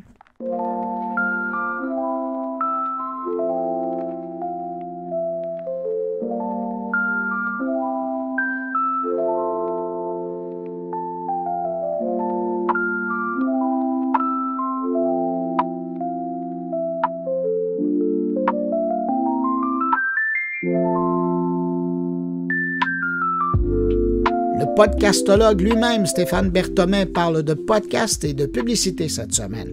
Il nous présente le dernier rapport de l'IAB sur la publicité dans l'univers audio et les podcasts. Une perspective, vous allez voir, qui est assez éclairante sur l'avenir prometteur de la publicité dans les podcasts. Bonjour Bruno et bonjour chères auditrices et auditeurs de Mon Carnet. C'est Stéphane Berthomet, le podcastologue. Cette semaine, je vais vous parler du dernier rapport sorti de l'IAB, l'International Advertising Bureau, qui est la référence dans l'univers de la publicité, en particulier dans l'audio et dans le podcast. Alors le Outlook Study de janvier 2025 vient de sortir et il est très intéressant. Je vais vous en livrer les plus grandes parties. De quoi parle ce rapport ? Bien, ce rapport nous dit que le podcast est un secteur qui est en pleine effervescence. Alors que le paysage des médias continue d'évoluer, le podcast, lui, se positionne comme un canal de choix pour les marques pour aller toucher de nouvelles audiences. Ce rapport nous confirme, toujours selon l'IAB, que le podcast est bien plus qu'une mode passagère. Là, il s'agit maintenant d'une véritable tendance de fond avec un potentiel de croissance significatif, tant en tant que médium, mais aussi en tant que vecteur de publicité. Alors parlons justement de ça, la croissance des dépenses publicitaires dans les podcasts. Eh bien, selon l'IAB, les dépenses publicitaires dans les podcasts devraient connaître une hausse de 12,6% en 2025. Alors en quoi cette progression est notable ? Eh bien, elle est très très intéressante et importante si on la compare à la croissance globale des dépenses publicitaires estimées, qui elle est de 7,3%. Donc on est de 7,3% dans la dépense générale des publicités face à 12%, pas loin de la moitié, ce qui place les podcasts parmi les canaux numériques les plus dynamiques. Alors ça s'explique évidemment par la croissance du nombre de podcasts, mais aussi par l'évolution des différents outils de mesure et de ciblage qui deviennent de plus en plus performants. Il reste cependant que le podcast et l'univers audio est un marché qui est très peu investi par les marques et les agences publicitaires. On est vraiment dans des taux de placement publicitaire, de dépenses publicitaires qui sont autour de 3 à 4%. En 2024, on prévoit une augmentation en 2025, mais elle va être très légère. On parle d'une augmentation de peut-être 0,3%, ce qui fait que ce secteur de la publicité va rester encore inexploité par les agences publicitaires. C'est surprenant quand on voit quand même le développement des dépenses publicitaires qui se font à l'intérieur de ce secteur par ceux qui sont déjà impliqués dedans. Je vous disais, une hausse de 12,6% en 2025. Donc, qu'est-ce qu'on doit conclure, Qu'est-ce qu'on peut comprendre de ces chiffres ? 1, on peut comprendre que les gens qui investissent dans le secteur audio se rendent compte de son efficacité et donc augmentent leur investissement. Et 2, que ce marché est encore sous-exploité, ce qui en fait un véritable Eldorado de la publicité pour les marques.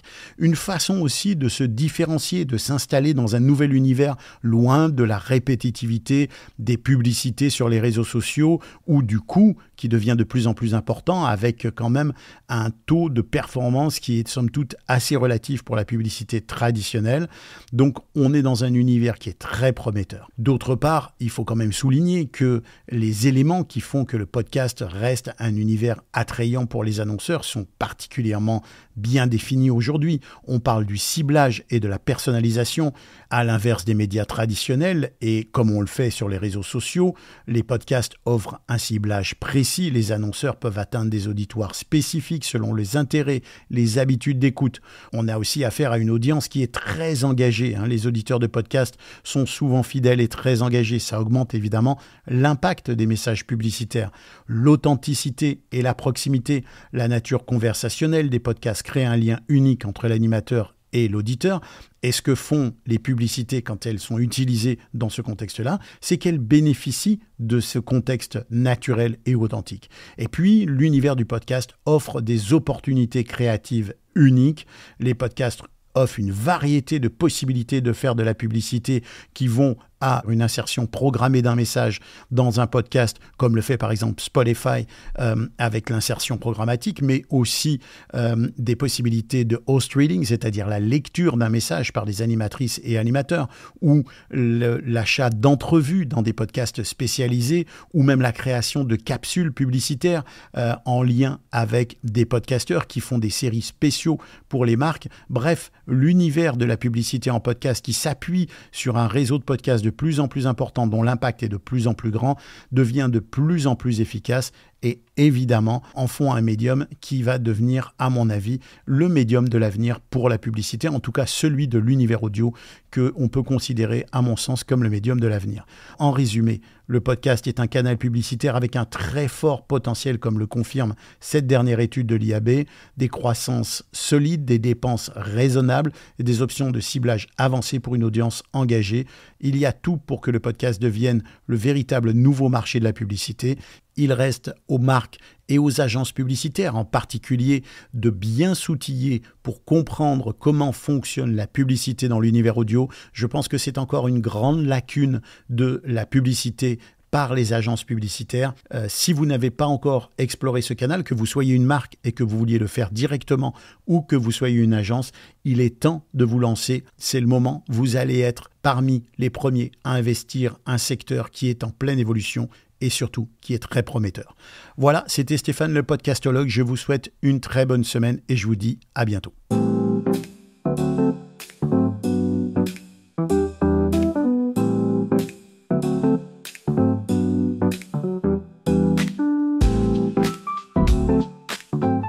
Stéphane Ricoul nous invite à réfléchir cette semaine sur l'influence croissante des géants du numérique sur nos vies, nos lois et nos démocraties. Un regard éclairant sur le rôle de ces entreprises dans notre monde hyper connecté.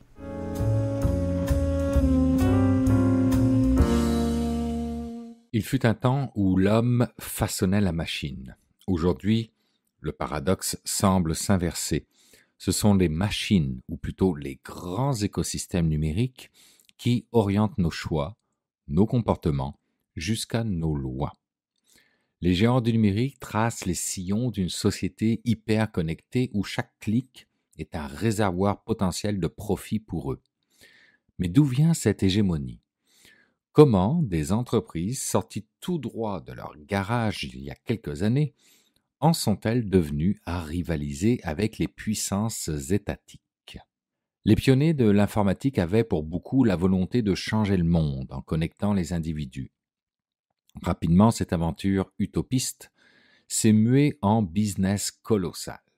L'expression « la donnée nouvelle or noir » en dit long sur la valeur stratégique accumulée par ces entreprises.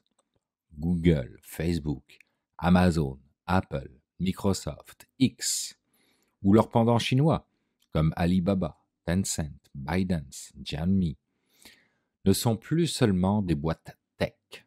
Ce sont des acteurs géopolitiques, capables d'influencer des élections, de négocier d'égal à égal avec des gouvernements et d'impulser des normes internationales.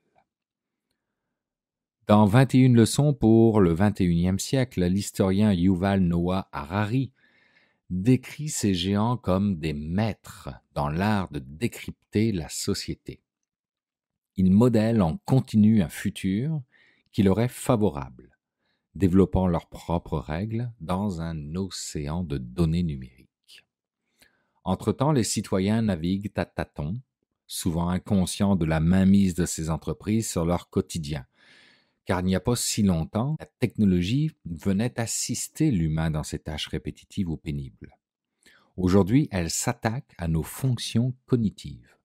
Le GPS remplace notre sens de l'orientation, les algorithmes de recommandation orientent nos goûts et nos opinions, l'IA, de plus en plus performante, semble vouloir compétitionner de façon frontale nos réflexions.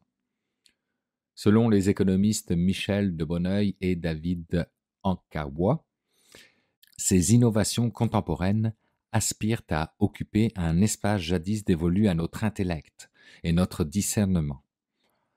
Ils disent qu'elles tendent à nous réduire avant de prétendre nous élever. Cette phrase, appuyée par de nombreux exemples, on peut penser à la voiture autonome, aux assistants vocaux omniprésents, etc., interroge. Sommes-nous encore les acteurs de notre évolution ou simples spectateurs d'une mutation pilotée par quelques grands groupes? Toutefois, le tableau n'est pas à peindre uniquement en noir. Plusieurs innovations comme la 4G, la 5G, les énergies renouvelables, la télémédecine, etc., ont un impact positif sur nos sociétés. L'échange d'informations, la mise en réseau des intelligences, la dématérialisation de certaines procédures contribuent à réduire des inégalités d'accès et à stimuler la croissance. On serait malvenu de nier les bienfaits tangibles de cette révolution numérique. Le hic, c'est que le cadre juridique et fiscal autour de ces innovations peine à suivre.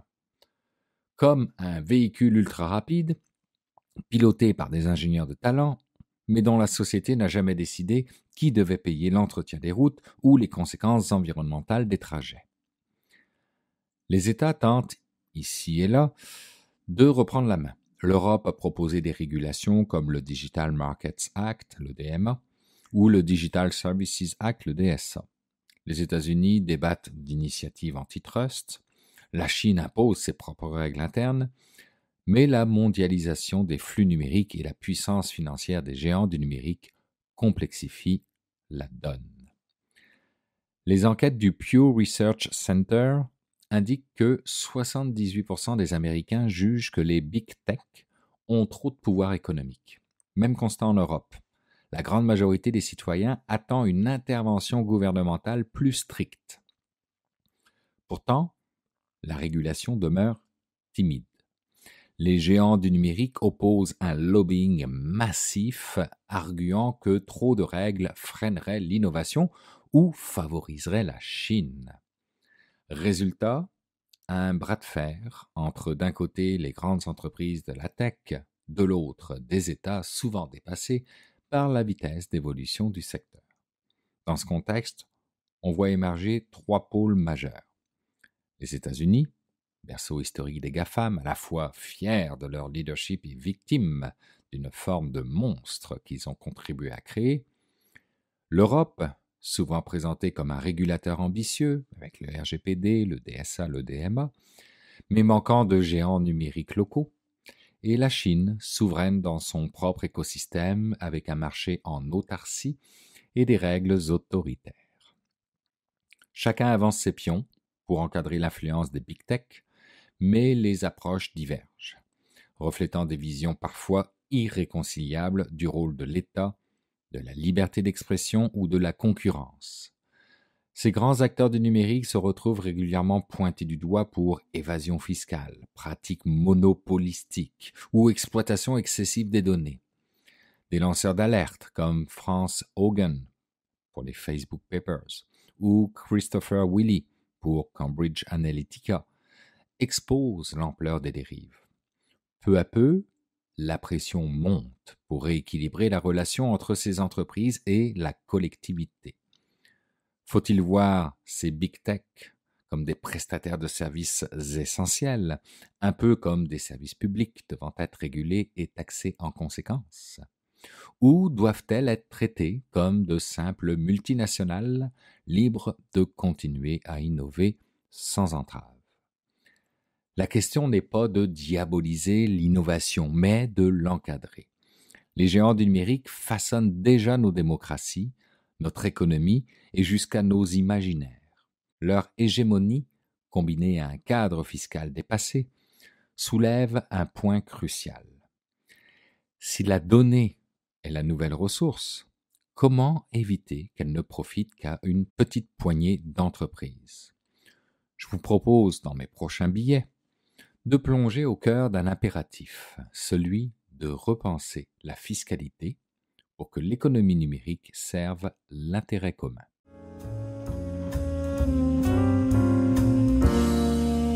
Comme à l'habitude, c'est le temps d'aller rejoindre mon ami Jean-François Poulin pour parler UX. Bonjour Jean-François. Bonjour Bruno. Jean-François, cette semaine, on parle de billets de spectacle en ligne. Oui, puis on le sait, là, depuis la pandémie, c'est quelque chose qui a beaucoup changé. C'est un monde qui s'est remis en question vraiment beaucoup, hein, parce que, bon, à un moment donné, ça a arrêté massivement. Maintenant, ça recommence massivement. Et j'étais curieux. Je me suis dit, ben, je vais parler à des gens qui ont le nez dedans, les mains dedans, si je puis dire. Je vais parler donc avec Yannick Simon-Mattard du lepointdevente.com. Et c'était super intéressant parce qu'ils ont vraiment une approche, évidemment, orientée sur leurs utilisateurs. Et ils sont c'est quand même une compagnie qui est quand même assez âgés, si je peux dire ainsi, qui a beaucoup d'expérience, qui ont commencé dans les années 2007-2009, me disait-il. Donc, ils ont vécu la transition. Hein. Ils ont connu la transition de émettre des billets au début et les envoyer aux gens. Là. C'était encore ça dans ce temps-là. C'était pas des billets électroniques. Maintenant, ça l'est. Donc, c'est de ça qu'on parle dans l'entrevue. Puis c'est super intéressant. Ah, l'expérience utilisateur à travers l'achat de billets. Important. C'est partout. Ça fait partie de l'expérience. Hein? Exactement. Ouais. Ben Jean-François, merci pour cette rencontre. On va aller l'écouter à l'instant. Puis nous, on se retrouve la semaine prochaine. À la semaine prochaine, Bruno. Salut. Bye. Bon, l'idée est née là, dans ma tête aux alentours de 2008. J'étais un organisateur d'événements à l'époque. On vendait environ 100 000 billets par année là, pour une centaine de shows. On avait quand même un grand volume. Et puis, écoute, on retourne en 2008, hein, ça n'a pas l'air si loin que ça, mais les gens allaient chercher des billets dans des magasins. Il y avait très peu de ventes en ligne qui se faisaient. La vente par téléphone était possible. Et puis, par-dessus tout ça, ben, les outils de billetterie qu'on utilisait, là, qui nous permettaient de faire de la vente par téléphone puis de la vente en ligne, chargeaient des frais exorbitants. C'était très complexe pour moi d'aller aussi, de mettre un événement en vente. Là, ça nécessitait beaucoup de courriels, beaucoup de back and forth, des signatures de documents, etc. Et puis, on était 3 au départ du projet. Donc, si moi, j'étais un peu l'organisateur d'événements, le gars plein d'idées, etc. Simon était le côté plus administrateur et puis Martin était le côté plus codeur là, dans les débuts de l'entreprise. Et puis c'est ça, tu sais, moi, ça me rentrait pas dans la tête. Je me disais, je remplis un formulaire, tu sais, je vois pas pourquoi je pourrais pas faire ça en ligne puis mettre automatiquement un billet en ligne. Puis 2008, là, tu sais, pour situer les gens avec des grandes marques de compétition, là, on est pré-Eventbrite, là, tu sais, on est avant, ben, bon, Eventbrite existait peut-être, mais toute petite échelle en Local. Californie. Ouais. Tu sais, l'idée est vraiment venue du besoin comme tel, puis du besoin qu'on vivait nous. Et puis, c'est ça, on s'est penché là-dessus, puis on a vendu notre premier billet en 2010. Donc, ça fait 15 ans maintenant. Wow, félicitations. Puis vous avez dû faire face à des problèmes aussi parce que vous étiez dans les prémices de ça, puis c'était pas nécessairement évident non plus est-ce que c'est déjà du billet électronique aussi à l'époque ou vous envoyiez un billet papier? Comment ça se passait? Ben, il y a eu une longue période ben, en fait, même encore aujourd'hui, c'est assez ambigu. À l'époque, là, au départ, ce qui était le plus facile, c'était de créer des listes. Donc, on créait une liste, les gens se pointaient à la porte. Hey, je m'appelle un tel, j'ai 2 billets, merci, voici tes 2 coupons, voilà. Ouais. C'était la manière la plus facile de fonctionner. Puis, on est allé aussi tranquillement là, dans notre développement. Donc, on s'attaquait au problème de base, celui que c'est compliqué de mettre un événement en vente. On veut rendre ça facile, on veut diminuer les frais qui sont reliés à ça. On veut être capable d'avoir accès à l'information qui nous permet de bien gérer notre événement. Donc, ça, c'était la base. Ensuite, on s'est attaqué un petit peu plus au contrôle d'accès. Donc, billets électroniques, différents passeports, le bracelet, etc. Donc, ouais, au début, on est allé simple. Et puis, à travers le temps, ce qu'on s'est rendu compte, c'est que les gens perdent tranquillement certaines habitudes, mais pas très rapidement. Par exemple, le billet physique, là, qu'on se dit qui en 2025, j'allais me tromper presque, qui en 2025 Ouais. a vraiment besoin d'un billet physique, ben, il y a encore des gens pour qui ça compte. Puis, Des entrepreneurs ou les gens, les visiteurs qui veulent avoir un billet? les visiteurs qui veulent avoir un Ah billet, oui. là, les acheteurs de billets, il y en a encore beaucoup. C'est plusieurs dizaines de milliers, voire centaines de milliers de billets qu'on envoie Ah oui. annuellement par la poste. Là. Des billets physiques, donc. Des Ah billets oui. physiques, oui.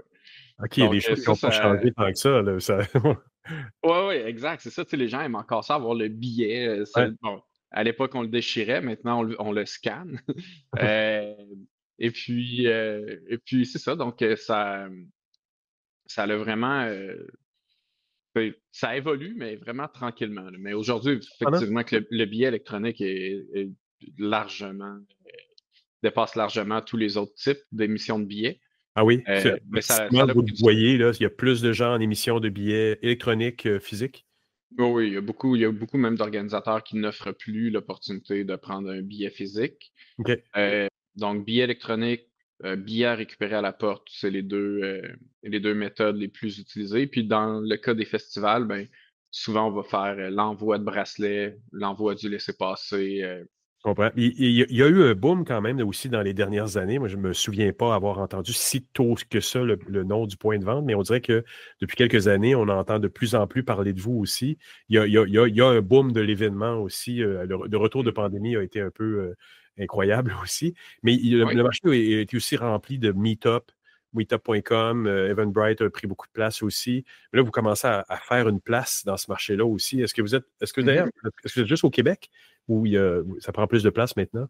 Oui, non, présentement, je dirais que 99% là, de notre clientèle est au Québec. Ouais. Donc, c'est vraiment très, très, très, très, très largement le Québec. On a un peu de francophonie canadienne.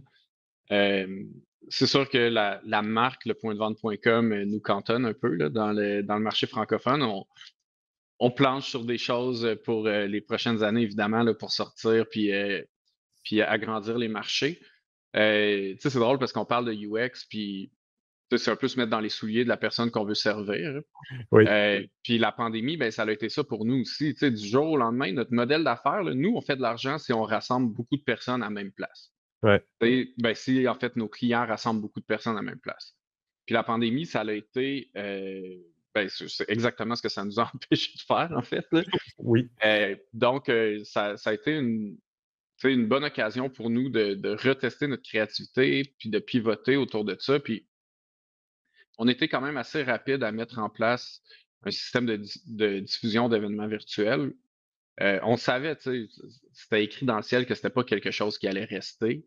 Euh, on a pu espérer peut-être autour de ça, là. Je pense que tout le monde s'est posé la question, ça va-tu rester, le virtuel? Je pense que vous avez la réponse aujourd'hui. Euh, Le retour mais, de l'entier est massif quand même. Hein? Les gens ont ouais, vraiment le goût de se voir, puis les événements en physique, en présentiel, sont revenus massivement. Là. exact. Mais tu sais, on s'est quand même mis à la place de nos organisateurs, puis surtout des artistes qui sont les créateurs de contenu au bout de la ligne, puis on s'est dit, eux, ils vont vouloir rejoindre les gens qui sont confinés chez eux. C'est que Ouais. même si c'est pas quelque chose qui va être périn dans le temps, c'est quelque chose sur quoi on peut se pencher aujourd'hui. Puis parallèlement à ça, il a fallu aussi qu'on change différents aspects de notre fonctionnement là, en fonction des demandes des acheteurs puis des demandes des organisateurs, comme par exemple le fait de pouvoir déplacer ou annuler un événement beaucoup plus rapidement dans notre plateforme. Tu sais, nous, on a conçu une plateforme pour mettre des événements en ligne, pas pour canceller des événements. Là. Ah oui, Fait que c'est quand même des choses qui peuvent arriver. Là. Exact. Ça fait qu'on a développé tout un système là-dessus. On a développé aussi quelques petites politiques qui étaient intéressantes, là, comme billet au suivant. Donc, dans le fond, on invitait l'acheteur à abandonner son billet au profit de l'organisateur quand il y avait des Ouais, cancellations. ouais. Tu sais, si l'acheteur a effectivement dépensé un 20, un 30, un 40 $, c'est plate de perdre 20, 30 ou 40 pièces, mais de l'autre côté, tu as un organisateur qui perd 10, 15, 20, 30 000 parce que son événement est annulé, tu sais. Mhm. Donc, on a essayé de créer un petit Ah peu oui. de compassion comme ça. Et puis, on a aussi incité les organisateurs à embarquer dans un système qui s'appelait remboursement sans tracas. Donc, OK. on invitait les organisateurs à établir une politique de remboursement qui était assez flexible pour convaincre les gens pendant la période d'incertitude d'acheter des billets quand même euh, pour, euh, pour pouvoir être remboursés. Mhm. Et puis, si jamais il arrivait quelque chose, là, si jamais il était malade ou peu importe. Ouais. Et puis, un autre truc qu'on a fait, puis qui nous a beaucoup aidé pendant la pandémie à émerger, puis à connaître ce boom post-pandémie-là, Ouais. ça a été de plonger dans toutes les données qu'on avait, de collaborer avec une firme d'analyse d'affaires, puis de commencer à dresser un baromètre de l'événementiel pandémique et post-pandémique. Donc, on a commencé à regarder un peu, ça allait être quoi c'était quoi les inquiétudes des gens, c'était quoi qui pouvait faire une différence pour eux, comment ils pensaient retourner dans des événements. Donc, on l'a partagé beaucoup, puis ça, ça l'a sorti beaucoup dans les médias aussi. Donc, on a été, on, on a été considérés comme des experts à l'époque. On a eu beaucoup de visibilité, on s'est positionné comme tel aussi. Et puis, c'est ce qui a expliqué que post-pandémie, là, on a vraiment Vous avez connu éclaté une encore croissance. plus. Oui. Oui, ben c'est ça. C'est pour ça que tantôt, je te mentionnais qu'on vous voit beaucoup plus sur la scène, sur la vente. Puis je pense qu'il y a un côté intéressant aussi pour les Québécois de faire affaire avec une compagnie québécoise. Notre siège social est à Québec et puis on a un bureau à Montréal, coin Mont-Royal-Saint-Laurent, là, très vivant comme coin. Oui, beaucoup d'événements dans c'est quand même utile que vous Ah soyez ouais. dans un coin où il y a de l'événementiel. Là, c'est On a intéressant. plusieurs clients là, à une distance de marche là, à partir de là. Donc, vous êtes très connecté sur vos utilisateurs. Là. C'est quand même une plateforme en ligne, c'est un logiciel en ligne. Donc, quelque part là-dedans, vous restez en contact avec les organisateurs, avec les artistes, avec les utilisateurs aussi. C'est intéressant, ça. Oui, effectivement. Je pense que la billetterie à la base, puis ça, tu sais, ce qu'un organisateur a besoin de la part d'une billetterie, c'est un outil qui va l'aider à commercialiser son événement. Ouais. Puis ça aussi, ça faisait partie de la prémisse de départ, là. Peut-être pas la première vague, mais dans les premières vagues de changement qu'on a fait, c'est qu'on a décidé aussi de se positionner un peu comme un média. Donc, de vraiment dire, tu sais, c'est quoi le unfair advantage qu'on peut offrir à notre clientèle maintenant que la billetterie intégrée, c'est déjà quelque chose qui est bien implanté ou qui se démocratise? C'est de dire, nous, il y a des millions de personnes qui s'en viennent vers nos pages à chaque année. Pourquoi pas en faire profiter les organisateurs qui ont besoin d'en profiter? Très cool. Donc, on a on a tout de suite embarqué dans une optique de mutualisation de données aussi, plutôt que de restrictions, si on peut dire. Ouais. Tu sais, c'est ta donnée que tu collectes sur tes événements, elle t'appartient, mais en la dénominalisant, en l'anonymisant, ben, ça devient un outil dont toi, tu peux être bénéficiaire, puis dont d'autres organisateurs peuvent être bénéficiaires aussi. Puis bon, il y a toutes sortes de petites règles là, à faire pour pas qu'on s'empiète. Là.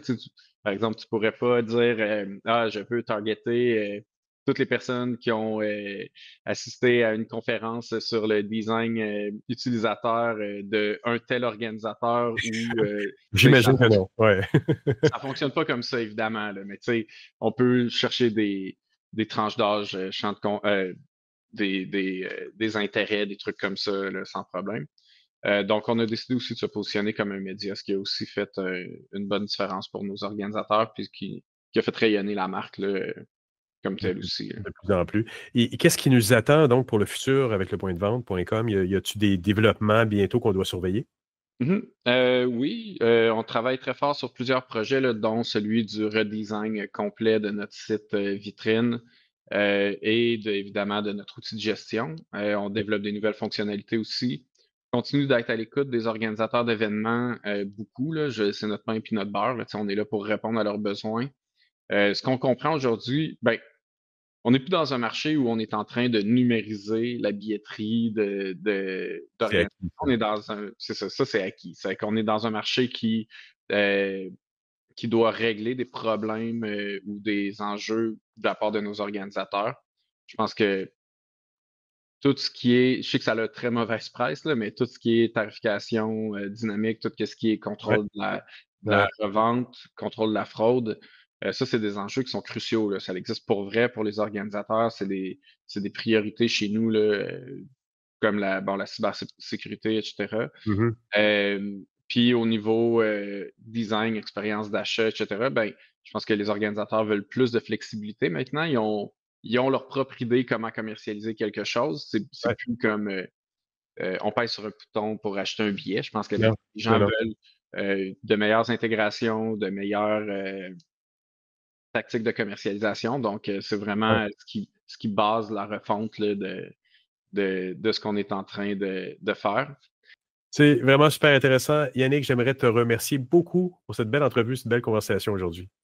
Ben, merci beaucoup, Jean-François, et puis bonne fin de journée.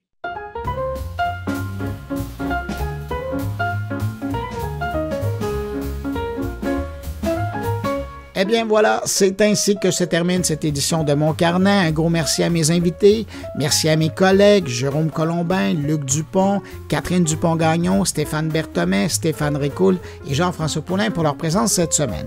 Et puis merci à vous qui avez écouté cette édition jusqu'à la toute fin. Très heureux d'avoir passé ce bout de journée avec vous. Je vous donne rendez-vous vendredi prochain pour une nouvelle édition de Mon Carnet. Et puis sinon, peut-être même à lundi, si vous avez pris la bonne habitude d'écouter 120 secondes de tech au quotidien. Au revoir, portez-vous bien.